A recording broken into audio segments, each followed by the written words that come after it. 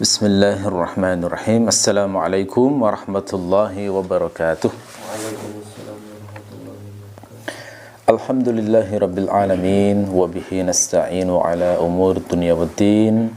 Wassalatu wassalamu ala sayyidil mursalin wa imamil muttaqin nabiyyina Muhammadin wa ala alihi wa sahbihi wa man tabi'ahu bi ihsanin ila yaumiddin. Allahumma inna nas'aluka ilman nafi'a wa rizqan tayyiba wa amalan mutaqabbala. Rabbana zidna ilma warzuqna fahma waj'alna minas salihin. Amma ba'du. Baik, kita lanjutkan kajian tafsir surah Al-Insyiqaq. Kali ini yang kita bahas ayat 10 sampai 15. Kita baca bersama-sama. A'udzu billahi minasyaitonir rajim. Bismillahirrahmanirrahim. Wa amma man utiya kitabahu wara'a dhahrihi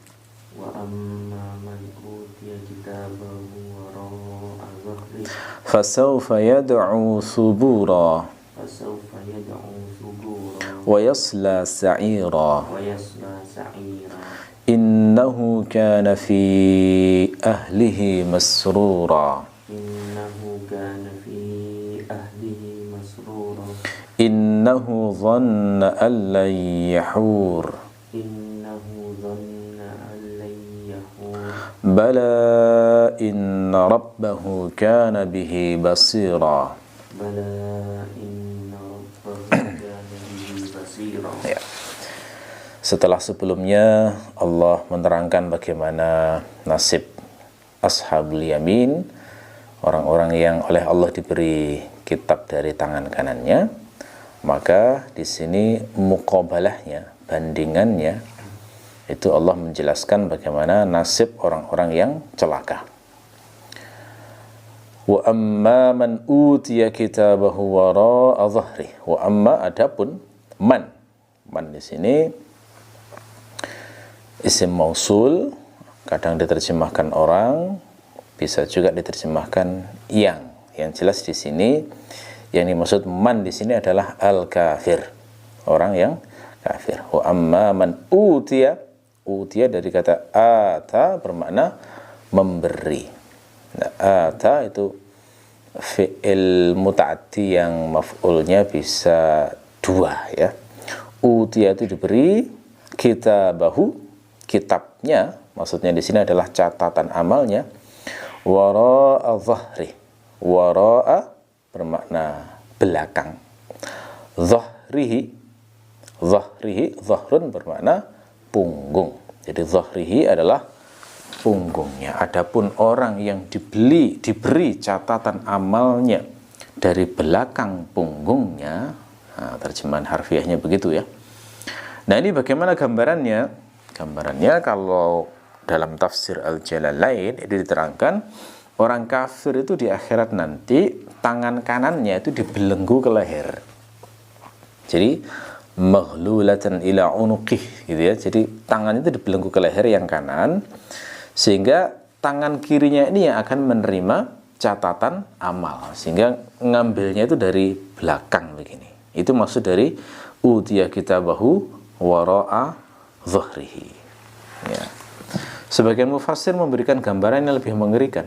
Bagaimana itu? Misalnya seperti Qatadah itu berdasarkan ayat ini itu menjelaskan berarti orang yang celaka nanti itu dia akan menerima catatan amalnya itu dari belakang punggung, dengan makna dadanya dirobek begitu. Dadanya dirobek, tulang-tulang dadanya direnggangkan, lalu tangannya kemudian masuk lewat situ, lalu kemudian menerima catatan amal dari arah punggung. Nah, itu ada mufassir yang menjelaskan juga seperti itu. Nah, tapi kalau Ibnu Asyur beliau menjelaskan lebih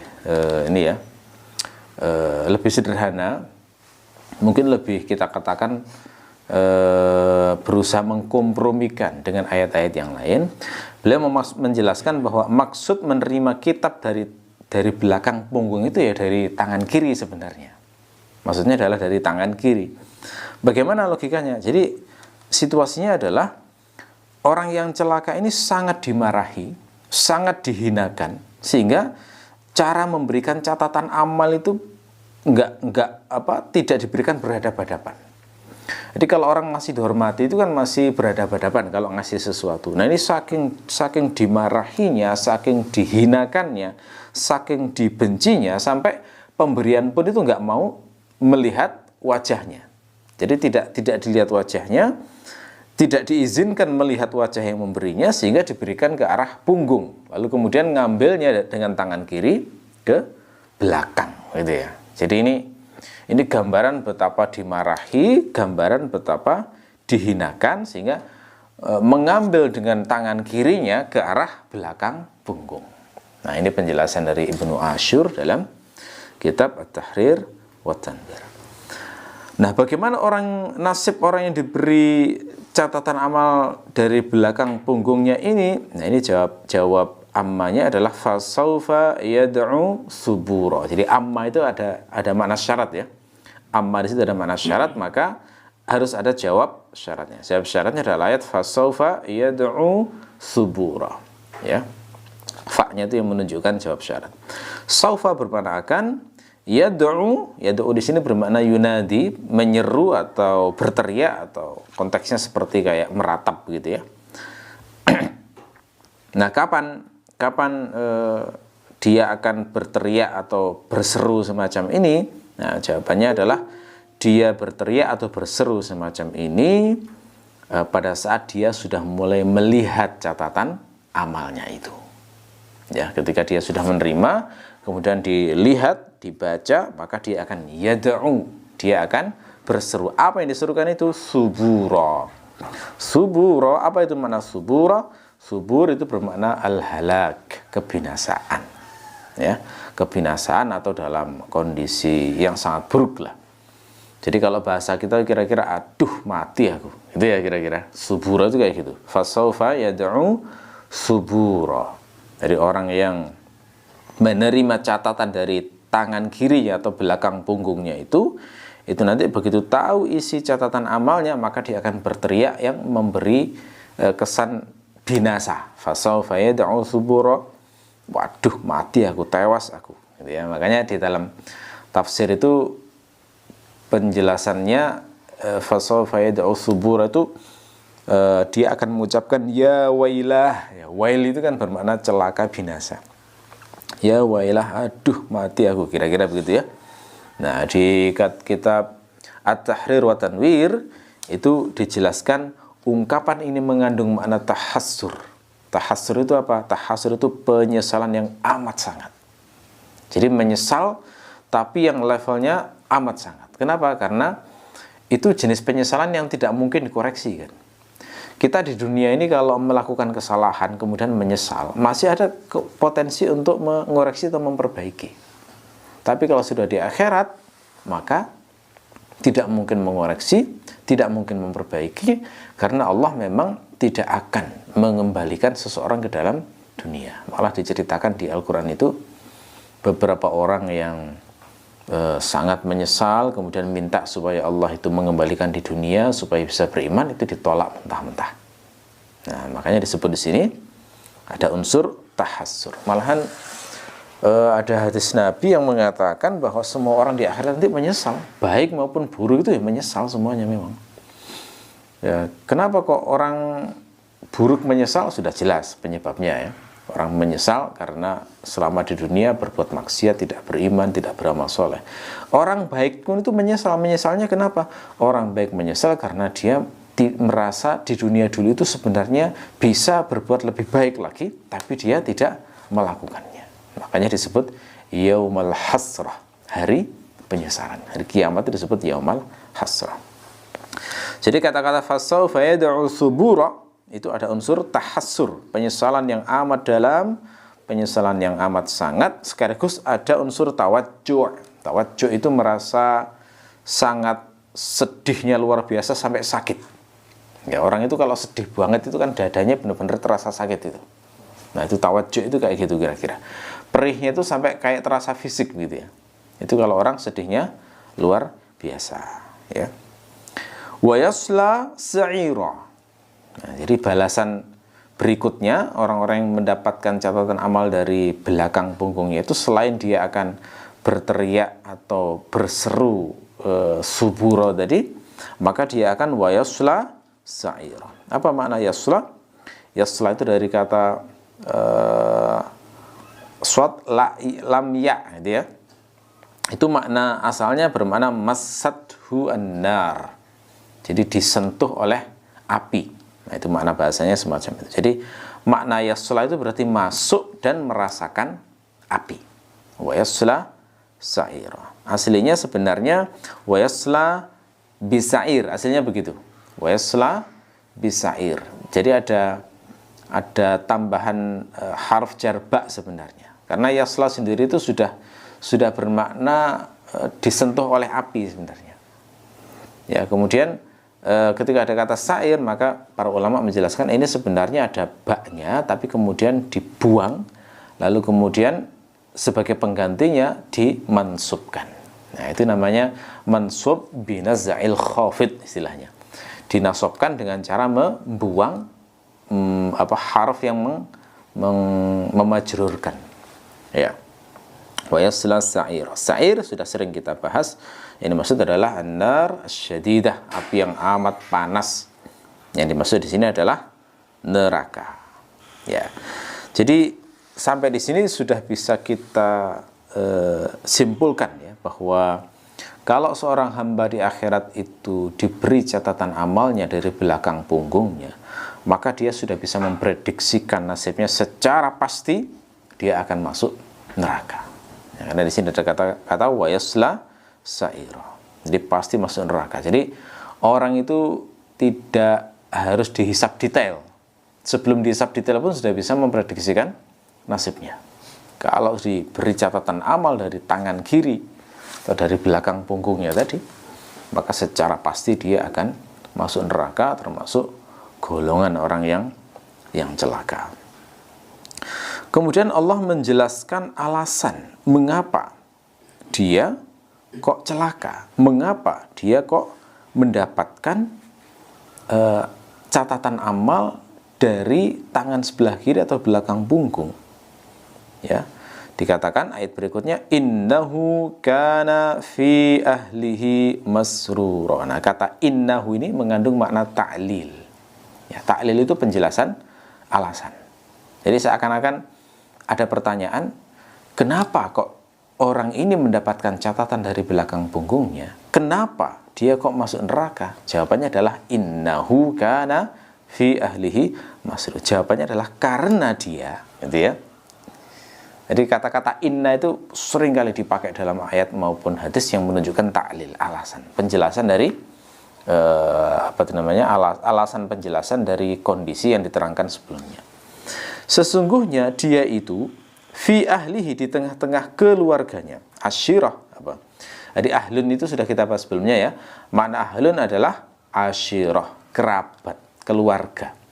Nah, kalau disebut keluarga, kalau disebut asyirah, maka maknanya adalah mencakup pasangan, entah suami atau istri, juga anak, termasuk kerabat secara umum. Jadi innahu kana fi ahli, sesungguhnya dia itu di tengah-tengah keluarganya masrura. Masrur dari kata sarra. Sarra itu membuat bahagia. Membuat bahagia berarti kalau masrur itu dibuat bahagia.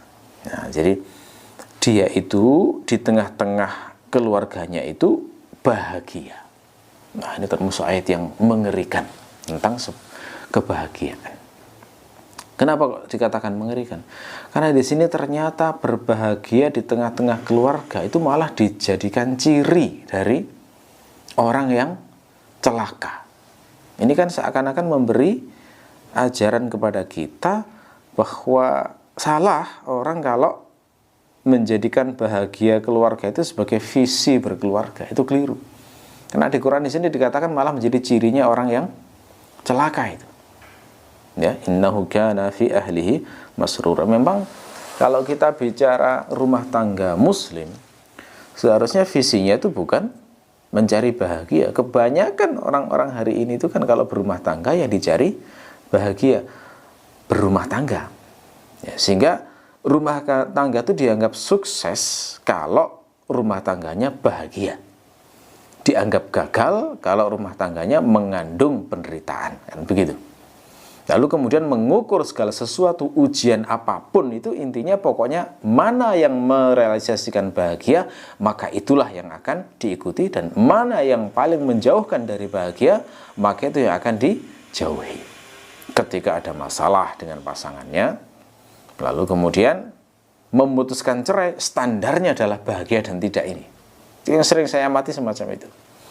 Seorang wanita misalnya ada masalah dengan suaminya, kemudian curhat di medsos, lalu kemudian ada yang memprovokasi, cerai saja, wanita juga berhak bahagia. Nah kan begitu standarnya. Ini keliru, tidak boleh. Orang mukmin standarnya bukan bahagia di dunia ini, bukan. Bahagia berkeluarga itu juga salah, keliru. Yang benar adalah harus menjadikan akhirat sebagai visinya. Artinya berumah tangga itu yang dipikirkan adalah bagaimana menjadikan rumah tangga termasuk segala aktivitas di dalamnya itu sebagai amal soleh. Harusnya begitu. Nah kalau amal soleh ini mencakup bahagia maupun tidak bahagia. Nah, amal soleh itu kadang-kadang dilakukan dengan hati yang bahagia. Kadang-kadang amal soleh itu dilakukan dengan hati yang tidak bahagia. Begitu. Contoh amal soleh yang dilakukan dengan bahagia itu apa? Misalnya seseorang itu makan dan minum, sebelumnya lapar, lalu kemudian dapat rezeki, makan kan bahagia itu. Saat bahagia kemudian setelah makan kemudian mengucapkan Alhamdulillah. Nah, jadi amal soleh. Karena ada hadisnya itu, Allah itu ridha pada seorang hamba yang setelah makan dan minum dia memuji Allah. Nah, jadi amal soleh, bahagia. Kemudian dapat anak atau hamil yang sudah lama nggak punya anak, kan senang itu. Ketika senang kemudian mengucapkan Alhamdulillah, bahagia, amal soleh. Ya, rekreasi misalnya, tidak masalah, nggak dilarang rekreasi bersama keluarga itu. Dia ketawa berbahagia, tidak masalah. Tapi dia ketika selalu mengingat bahwa itu adalah nikmat dari Allah, lalu kemudian mengucapkan Alhamdulillah dengan tekad untuk bersyukur setelah itu, maka itu adalah bagian dari amal soleh. Tapi kadang-kadang namanya rumah tangga, ya kadang-kadang diberi ujian yang membuat nangis. Apapun ujian itu, mungkin perselisihan suami istri. Ya, saat berselisih itu barangkali ada satu yang khilaf, lalu kemudian mengucapkan kata-kata tajam, lalu kemudian marah, lalu kemudian emosi, lalu kemudian nangis, gitu ya. Ketika menghadapi semacam ini kemudian dihadapi dengan sabar, dihadapi dengan ihtisab, maka kesabarannya menjadi amal soleh. Ketika mengurus anak misalnya, anak itu ketika diurus, godaannya kan banyak ngurus anak itu. Jelas menguji betul yang namanya kesabaran, menguji betul yang namanya ketangguhan. Saat melihat anak menggoda itu kemudian selalu ingat, oh ini adalah amanah dari Allah. Tidak semua rumah tangga itu diberi anak oleh Allah. Nah ini saya sudah dikasih anak, ini nikmat yang sangat besar. Ini amanah dari Allah, bagaimana saya mengusahakan mendidik anak ini supaya menjadi hamba-hamba yang lisannya bertasbih memuji nama Allah. Nah sehingga bisa menjadi amal itu ketika mendidik anak itu dengan cara yang semacam itu. Ya. Jadi apapun itu kalau dihadapi dengan visi akhirat, apapun kalau dipahami bahwa semuanya ini dalam rangka beramal soleh, maka rumah tangga itu semuanya menjadi kebaikan, menjadi amal soleh. Nah, orang yang bervisi beramal soleh dalam rumah tangga, maka dia akan fokus untuk melaksanakan seluruh kewajiban-kewajibannya dalam berumah tangga. Sebagai suami, apa kewajiban-kewajiban suami? Sebagai istri, apa kewajiban-kewajiban istri? Kalau misalnya seluruh kewajiban-kewajiban itu sudah dilaksanakan, maka berpikir melaksanakan hal-hal yang sunnah. Ya, yang sunnah itu apa saja, berusaha dilaksanakan semaksimal mungkin. Lalu kemudian terkait hak, sedapat mungkin, sesering mungkin, sebanyak-banyaknya berusaha untuk memaafkan kekurangan dari pasangannya. Nah, kalau semacam itu kan bahagia itu ngikut akhirnya gitu ya. Itu perbedaan antara orang yang visinya akhirat dengan visinya bahagia di dunia. Kalau orang yang visinya bahagia di dunia, maka setiap ada masalah itu akan menjadi pemicu besar untuk konflik yang bisa mengarah pada perceraian. Tapi kalau rumah tangga visinya adalah akhirat, maka tidak pernah takut menghadapi kesedihan, tidak pernah takut menghadapi ujian, tidak pernah takut menghadapi segala sesuatu yang menyusahkan, selama yakin bahwa itu adalah bagian dari amal soleh. Nah, jadi sekali lagi ya, ayat ini adalah nasihat yang luar biasa menurut saya terkait dengan rumah tangga. Karena di sini dikatakan bahwa ciri orang celaka yang akan masuk neraka itu justru di dunia itu adalah bahagia di tengah-tengah keluarganya. Innahu kana fi ahli masrura. Ada kata kana ini, perhatikan di sini. Ada kata kana. Kana itu hukum asalnya maknanya istimror. Istimror itu terus-menerus. Jadi kalau diterjemahkan detail di sini maknanya sesungguhnya dia dulu di dunia itu terus-menerus berbahagia di tengah-tengah keluarganya. Ahlun tadi sudah saya terangkan ya. Ahlun itu maknanya asyirah, mencakup suami atau istri, anak dan kerabat-kerabat yang lain. Nah, kalau dikatakan begini berarti wah mengerikan nih. Berarti orang yang mencari bahagia di dunia bisa masuk di sini itu. Ya. Nah, ini bedanya bedanya orang yang bervisi rumah tangga mencari bahagia dengan orang yang menjadikan akhirat sebagai visinya itu di situ. Nah, apakah maknanya rumah tangga muslim serius terus atau harus nangis terus, sedih terus? Enggak begitu juga. Tidak ditarget itu aja loh bedanya. Tidak ditarget. Sehingga kalau tidak ditarget itu bahagia ngikut. Ketika ada dia disyukuri, ketika tidak ada dia tabah. Makanya rumah tangga pun isinya itu intinya ya dua ini sebenarnya. Syukur dan sabar, udah. Bersyukur dan tangguh saat menghadapi badai, gitu ya. Nah, ini yang membedakan antara rumah tangga muslim dan yang tidak. Perhatikan orang-orang yang tidak beriman atau imannya lemah itu. Setiap kali ada masalah rumah tangga, dikit-dikit solusinya adalah cerai. Saya sudah tidak kuat lagi, wanita juga berhak bahagia, gitu ya. Hal-hal yang sifatnya gitulah, mengejar bahagia ini membuat akhirnya banyak sekali rumah tangga hancur gara-gara hal-hal yang semacam itu, gitu ya. Nah, ini yang ingin saya tekankan, jangan sampai ada salah paham bahwa ayat ini tidak menunjukkan haramnya bahagia, tidak, bukan. Tapi ini memberi peringatan kepada kita, jangan sampai menjadikan bahagia di dunia itu sebagai tujuan hidup, entah dalam berumah tangga, berkeluarga ataupun yang lainnya. Keliru. Ya, makanya di sini diterangkan para mufassir, maksud bahagia di sini bukan bahagia mutlak, bukan, tetapi bahagia yang tercela di sini adalah bahagia yang sifatnya bator. Ya, bator karena mengikuti hawa nafsu. Bator itu apa? Bator itu kayak apa ya, bahasa kita itu bator itu kayak gaya gitu ya kira-kira. Bahagia yang gaya, yang sok, yang merasa diri orang paling beruntung di dunia, merasa orang istimewa, atau mungkin merasa jadi teladan, atau mungkin merasa jadi orang yang penuh inspirasi misalnya ya. Itu bator itu. Makna bator itu kandungannya kira-kira seperti itu. Nah, itu yang tercela.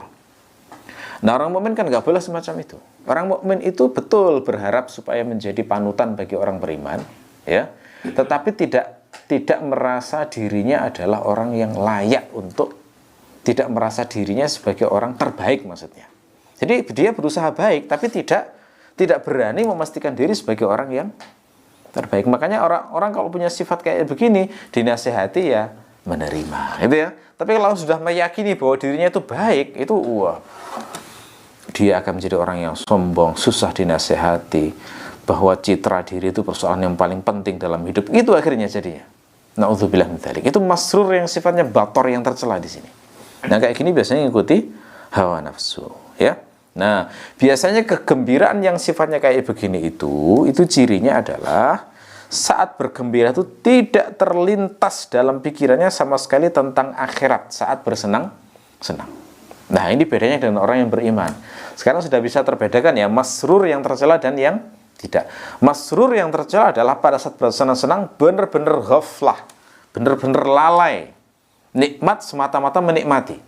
Tapi yang masrur, yang terpuji adalah ketika bahagia mengingat, iya, ini nikmat dari Allah. Ini adalah kebaikan dari Allah. Ini adalah karunia dari Allah. Sehingga berusaha untuk bertanggung jawab dengan nikmat tersebut. Dengan apa? Ya, ini dengan mensyukurinya.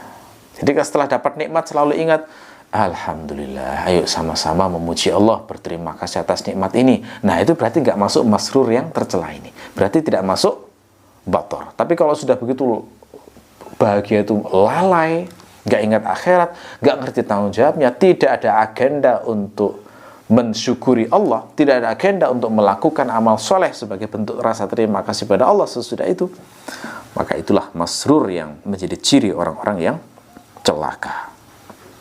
Ya. Nah, Ibnu Asyur juga mengatakan di ayat ini juga ada kandungan unsur ta'jib, yakni heran, ya, mengajak supaya kita itu menjadi heran. Herannya bagaimana? Iya, herannya adalah lihatlah, seakan-akan begitu ya, Allah ingin mengatakan, lihatlah orang yang dulu di dunia itu dominan hidupnya itu bahagia, yang sifatnya bator itu, betapa cepatnya nasibnya berubah di akhirat ketika dia sudah menerima catatan amal dari sebelah kirinya. Dari bahagia, dari merasa yang mungkin sempurna hidupnya, sudah perfect begitu ya, lalu kemudian Allah mencabut nyawanya, di akhirat dibangkitkan, berubah nasibnya menjadi yang sengsara, menderita, yad'u subura tadi, ya, lalu kemudian yasla sa'ira, masuk ke dalam neraka. Nah, jadi ada keindahan bahasa muqabalah di sini. Ya, dibandingkan. Dulu lihatlah bahagia-bahagia, sekarang nangis-nangis. Dulu ketawa-ketawa, cekikian, sekarang nangis-nangis, mohon ampun, minta diselamatkan dari neraka. Nah, itu. Jadi makanya ya, saya baca di berbagai referensi nasihat ulama-ulama itu, kok kebanyakan ciri orang-orang yang soleh, yang bahagia itu dominan merisaukan akhiratnya. Itu yang paling sering nangis, sering diketahui nangis, seperti Umar bin Abdul Aziz itu, istrinya itu bersaksi, saya kalau melihat suami saya itu nangis panjang malam, ya, sampai air mata membasahi jenggotnya, kayak begitu. Bukan full, itu jangan dipahami full maknanya hidupnya itu penuh dengan kesengsaraan, tidak. Namanya khalifah itu justru dari sisi fasilitas ya mewah sekali, terpenuhi semuanya. Tapi nangisnya itu adalah gimana tanggung jawabku nanti di hadapan Allah, amalku nanti diterima Allah apa tidak, nasibku nanti di akhirat bagaimana. Nangisnya karena itu. Jadi kebalikannya ya, orang soleh itu justru kebalikannya, di tengah-tengah keluarga itu dominannya adalah bukan masuro ini tadi, ya, dominannya adalah risau itu tadi. Sesekali dia bahagia, sesekali dia bergembira, ya, tapi bukan sesuatu yang dominan. Karena rata-rata, ya, fakta kita melihat bahwa orang yang mengejar bahagia itu rata-rata ghafil, memang rata-rata lalai dia. Makanya beberapa ulama juga membuat kitab dengan judul yang untuk mengingatkan kembali orang-orang yang ghafil itu.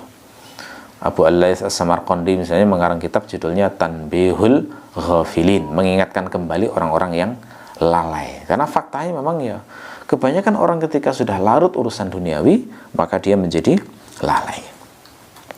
Setelah itu Allah menerangkan lagi penyebab kecelakaan tersebut, sekaligus menerangkan penyebab kenapa kok dia itu masruro selama di dunia itu. Apa yang menyebabkan? Kata Allah, innahu dhanna allayyahur. Jadi inna di sini mengandung makna taklil lagi ya, mengandung makna alasan, penyebab dari sebelumnya.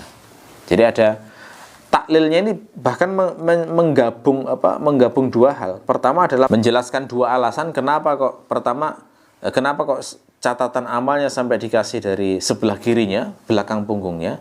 Kenapa kok dia itu masuk ke neraka? Ini yang pertama.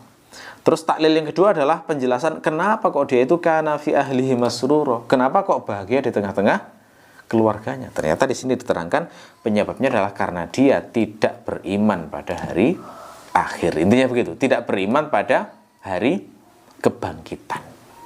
Atau dia lisannya ngomong beriman tapi prakteknya tidak menunjukkan beriman. Ada yang juga seperti itu masuk jenis ini juga secara majazi, ya. Innahu dhanna an la yahur, sesungguhnya dia, yakni orang yang celaka tadi, dhanna, menduga, an, apa makna an di situ?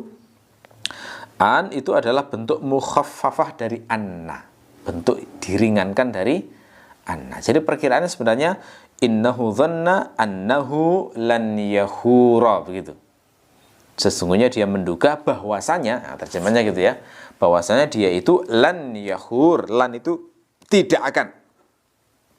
Nah, jadi ini yang unik ya, menduga tapi digabung dengan kata lan, tidak akan. Nah, jadi walaupun menduga tapi sudah levelnya itu kayak qat'i gitu ya, seakan-akan.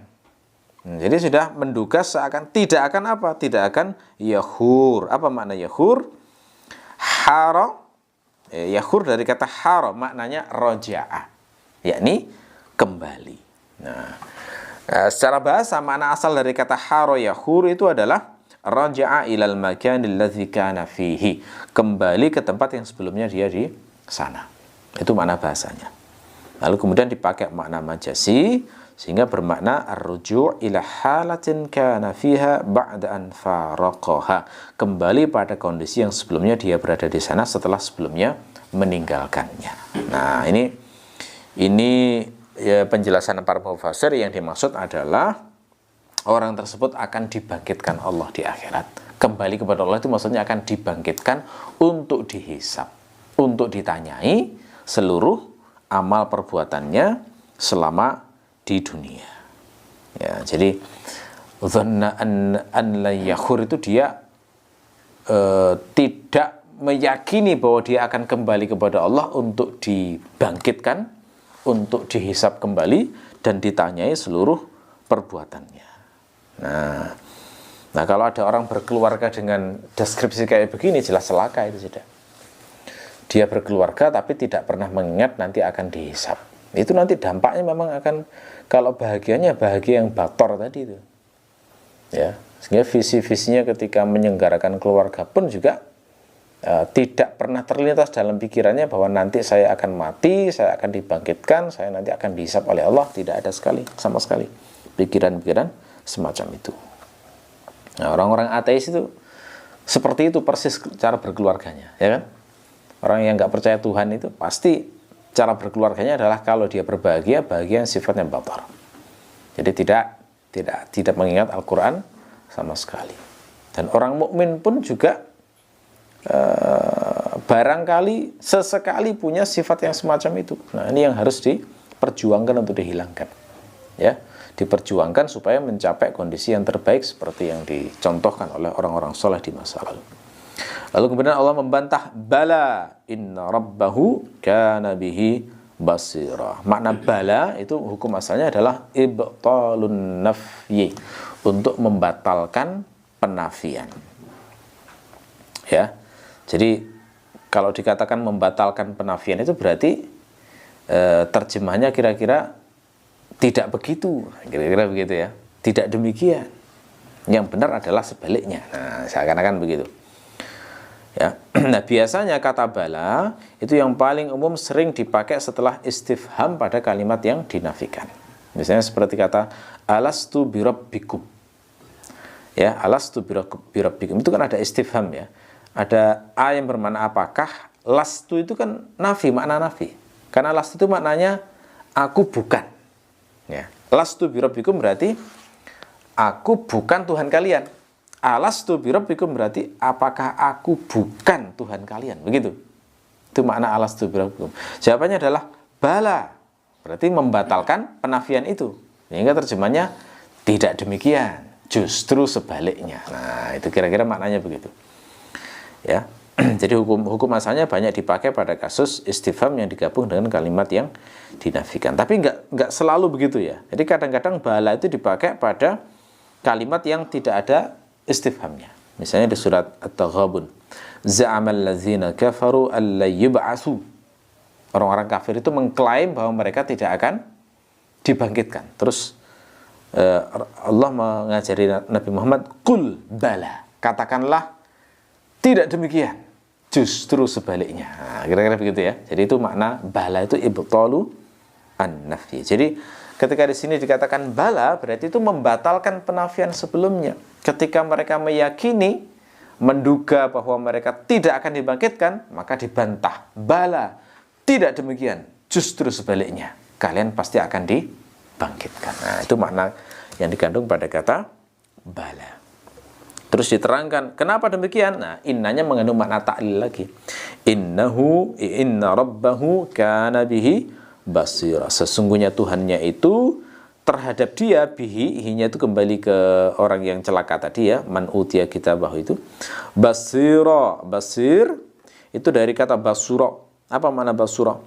Basura itu bermakna ra'a ru'yatan muhaqqaqah, melihat dengan penglihatan yang sifatnya pasti.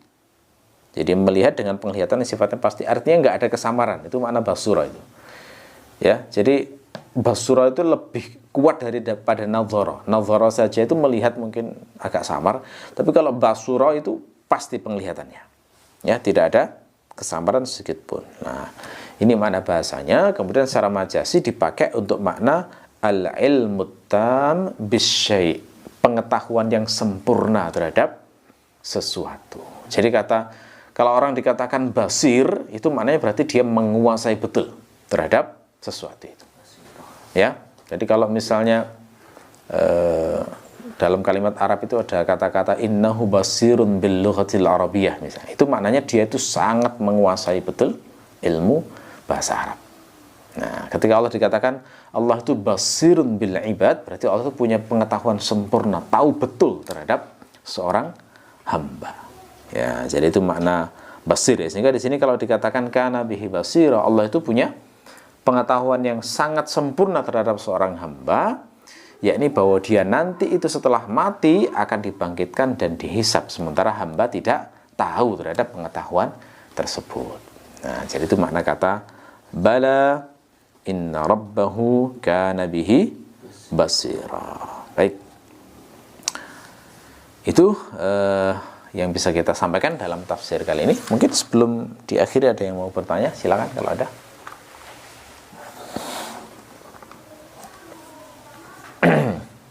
Yang online silakan kalau ada.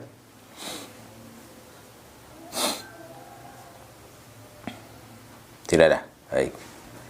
Kalau tidak ada, berarti kita cukupi ya. Mudah-mudahan bermanfaat. Subhanakallahumma bihamdika asyhadu an la ilaha illa anta astaghfiruka wa atubu ilaik. Wassalamualaikum warahmatullahi wabarakatuh.